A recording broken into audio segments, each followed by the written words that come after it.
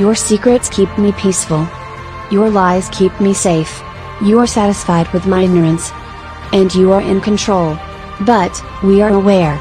We remember. Collateral murder. Come on, fire! 200,000 innocent dead civilians in Iraq. Creeping mass surveillance. The censoring of our brothers and sisters. The free press being destroyed. The corruption of the powerful. The apathy of the neutered masses. The silencing of the vocal minority.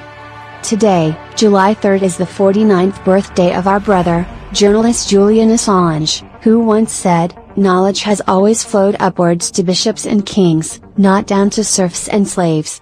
Today is the day we remind you of the situation we are all in. It is not just Julian Assange that is imprisoned, it is our entire press freedom that is under attack. And it is also a day to reflect on the great achievements of WikiLeaks, including, but not limited to, the publication of the Afghan and Iraq war logs, which exposed U.S. war crimes during the Iraq War, and Vault 7, which exposed CIA spying techniques used against citizens. This is information that would have never been made public without the work of Julian Assange. WikiLeaks has revealed millions of secrets that governments and corporations want to hide from you.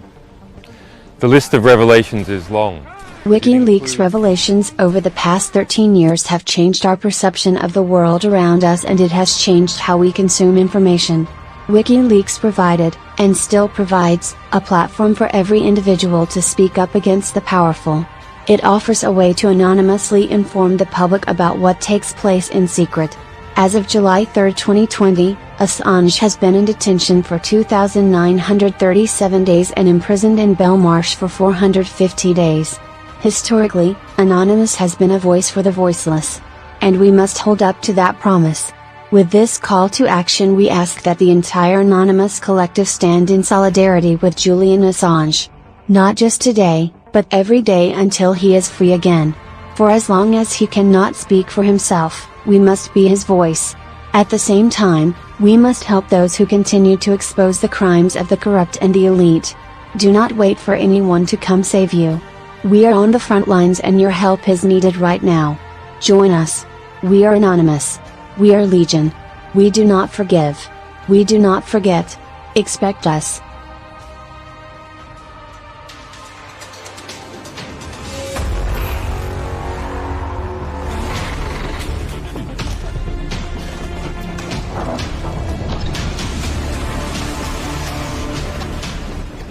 We are Anonymous.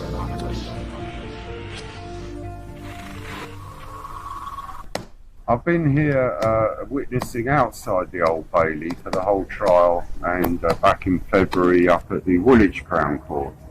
From what we've been told today, the defence witnesses were giving credible evidence about the impact and the effect of publishing the Afghan and Iraqi war logs and comparing it to other publications of similar materials in the past. And the prosecution, QC Lewis, doing his best to undermine the witnesses in the methodology of his questioning, in the way he tries to get binary answers, a yes or no, and without letting the witnesses expand. And as we all know, most questions you can't just give a yes or no. You have to qualify it with your experience and your expertise. So the proceedings have dragged on today, and tomorrow will continue with the cross-examination of the defence witness and the defence rebuttal of the prosecution's cross-examination. So we'll be back tomorrow. The supporters of Julian will be here, and just to let Julian know, hopefully, that there are good UK citizens and people from around the world. But it's very difficult here at the Old Bailey because the access is very restricted. Over 40 press organisations were denied the live video link. Reporters Without Borders were denied a press pass to get in the press gallery, and the members of the public have been restricted down to 2. Whereas they did have 5 seats in the overspill court, and now they're saying that there are 3 VIP guests who they're saving the places for, and no one has ever seen. So that is some possible invention by the Old Bailey of non-existent people who they would prefer to have rather than genuine members of the public, people like yourself from Amsterdam and the Netherlands who might want to see what's happening in the court, what's going on in the court, have been denied access. And not just here, but in the Westminster Magistrates Court, where the administrative hearings were for the past year, indeed had similar restrictions on public access and press access. So not a good day for the freedom of press in terms of knowing what's happening inside this Old Bailey criminal court. Amnesty International, indeed, I think along with a few of the other NGOs, have been denied access and been denied the live video link and a reliance on other press and people, witnesses, to report back to them after the court is closed, as it were.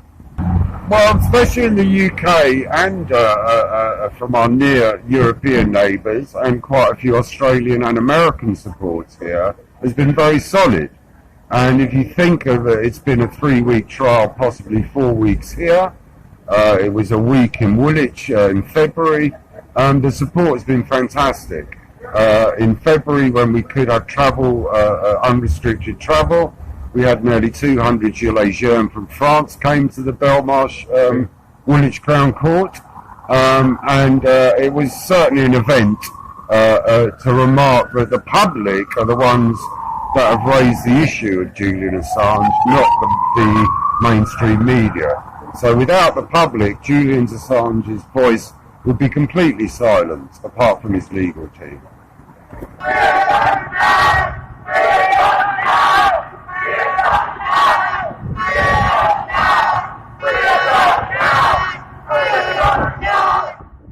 A really interesting day in the trial, especially because in the afternoon we had a US lawyer by the name of Gary Schenkman. He was very interesting in terms of his understanding of the subject, in particular the history of the Espionage Act.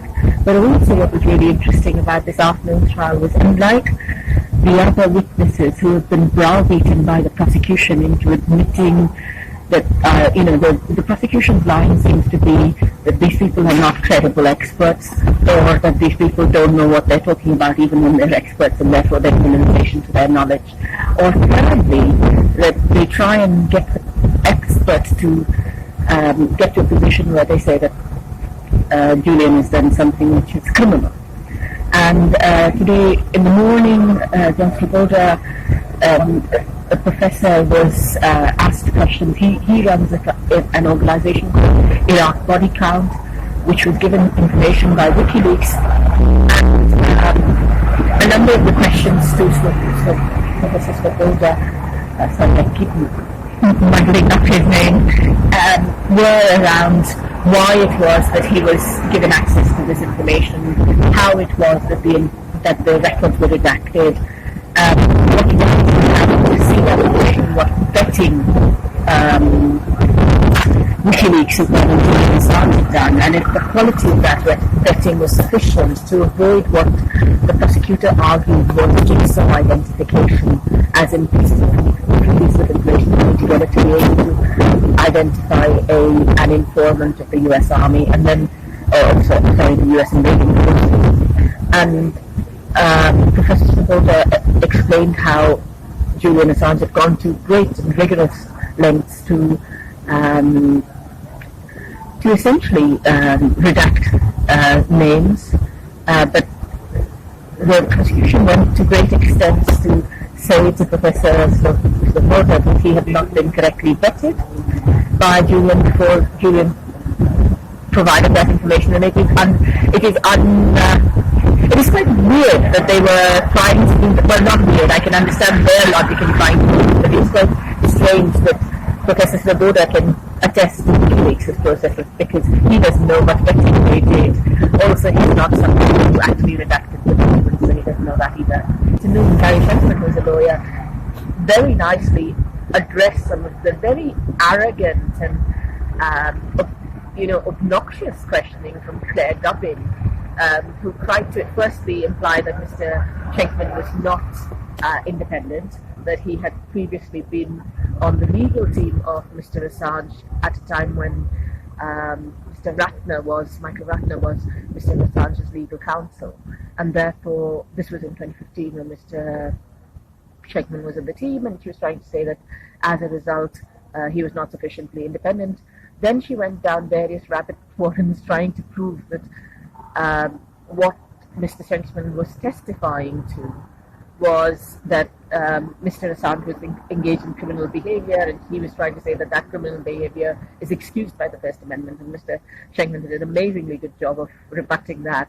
What was also very interesting was she tried to pressurize the witness at various times into saying various things, and sorry, this is a bit boring. Attention all you rule breakers, you misfits and troublemakers, all you free spirits and pioneers, all you visionaries and nonconformists. Everything the establishment has told you is wrong with you is actually what's right with you. You see things others don't. You are hardwired to change the world. Unlike 9 out of 10 people, your mind is irrepressible, and this threatens authority. You were born to be a revolutionary.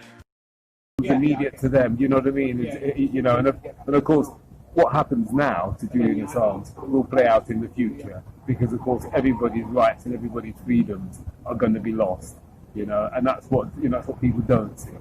Shouldn't every journalist in the world be here right now? That's going to affect them, right? I mean, well, of course, what you see is, what is journalism? You see, the thing is, I don't understand what is journalism, because here you have the kind of the world's most important political prisoner who's undertaking valid journalism. Yeah, and yet what happens to all the other thousands, tens of thousands of journalists? Why aren't they here supporting it? Yeah, you ask me, what do they see themselves as journalists and their profession? What is it about for them? You think they're actually journalists still, or just repeaters of what people want to hear? Well, I mean, journalism is in crisis, isn't it? It's completely in crisis, and so yeah, you're right. I mean, obviously they just see that people do pay them to write the articles, but the people are supposed to read about and are supposed to think about. So the journalists are just another cog in the chain. Do you know what I mean? They're just cog in the machine. They're not there to help you to understand the news or to even investigate the news, but they're there just to kind of as propaganda merchants. That's all they do, And if I was a new journalist, I would say, well, why this is not what I'm going to do. I want to be out here, and I want to say yes. This is the principle of journalism. What we're fighting for here is the principle of journalism, and to safeguard the future. And I just think journalism is in crisis. Do you think other journalists understand that if Julian gets extradited successfully, that all journalists in Europe can be extradited to the United States for publishing? All journalists can be jailed for publishing. Whether or not they will be extradited to the US, but even across the European Union, all journalists now can be jailed. You know what I mean? Journalism is no longer seen as a legitimate profession. And so, if you publish something that your government doesn't like, then your government can take action against you. And already across Europe, you see journalists getting killed. There was the one in Malta. And then there was the one in Slovakia. These journalists are getting killed. So now, and of course, even if you see what happened in America, journalists are being targeted by the police. So all of these things is happening. Is already happening.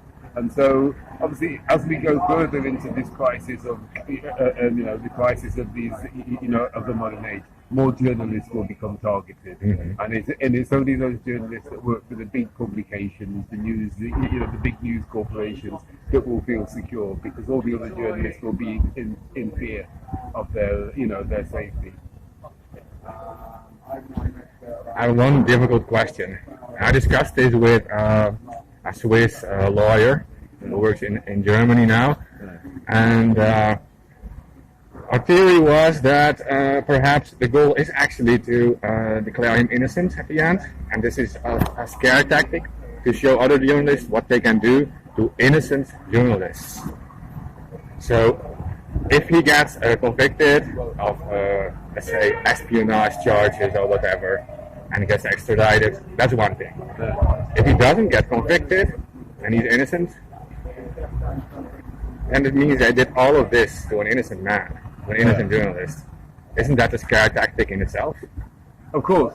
Oh yeah, of course. I mean, look, if he gets off, I mean, look, you look at the timing of the trial, got the US elections, so you've got real politics, realpolitik is, is going to play a part. But of course, he has been in prison for 11 years. So of course this is you rule by fear. And so of course, if you can prevent your prevent journalists from carrying out their lawful activity by threatening them with imprisonment, well, it's done its job already. It doesn't really matter what happens, to Assange, because he's been in prison for 11 years already. And here we are supposed to live in a democracy, one of the kind of like, one of the top democracies in the world, and yet this is what is happening. So of course, the threat is already there, it is already made. Yeah. So yeah, I hope that it can be distributed widely, because we do need to get people interested, and people see that they have a common cause with defending Julian Assange. We all do. Can I just say, of course. What's happened to the charters which are supposed to protect this, like the European Convention of Human Rights, True. UN Charter of Human Rights? Both of them are very, very strong on freedom of speech. But whose job is it to enforce that? That's a good question, because the UK did sign it. I mean, they signed that charter, and it's outside of the European Union. Even though they left the European Union, there is this European Human Rights Commission that they all signed. They all signed that Human Rights Charter. There's a video by David Noakes, who was kidnapped, and he is the CEO of Immunobiotech, and he basically says that we've been taken over by criminals, and there is a whole video. And David Noakes was kidnapped. He's now in Fleury-Mérogis in Paris, which is a prison, and Lynn Thayer, who is helping people with stage 4 cancer and being successful. She's working with a non-verbal autistic child, and after I think 4 or 5 weeks of treatment with GC math, it kickstarts the immune system. A child who was non-verbal was speaking again, and she was kidnapped. They did what's called a mental health fraud on her, basically saying, oh, well, you're crazy, we have to get you into a psychiatric ward, and then basically you're disappeared. So Lynn Thayer and David Noakes, they're in Fleury-Mérogis prison, South Paris. I've actually been there twice, outside the prison. It's the biggest prison in Europe. So there's a lot of things. They're going back. David Noakes did a video, I have seen the video, saying that basically we do not have a government. The whole thing, they're moving a new world government where we're all basically slaves, and you don't behave yourself, you will get your money chopped off or whatever it is. So that's what I've heard. So the system in China, they're trying to get it all around the planet. Okay, well, Prove me wrong by all means. And I know we see that the whole digitalization of money. I mean, in China I've seen them even burning cash money, so I'm not surprised by it. yeah. But there's a lot of people who've been kidnapped. Romola D on YouTube, Romola D report. There's a whole long list of people who've been exploited, who've been disappeared. And that list at the moment is to keep track of all the people that have been come across this system, because some of them have just disappeared. There was a woman, and I was there when she got arrested in Westminster, Marylebone Road. She was camped, she was camped outside the front door of the Westminster Magistrates Court for 3 months. So she must have had a very serious grievance. And one day they came, said, oh, you didn't appear in court. As far as I know, I got photos, so I put it on Facebook twice. I don't know if her family knows, but she was taken away, so I don't know.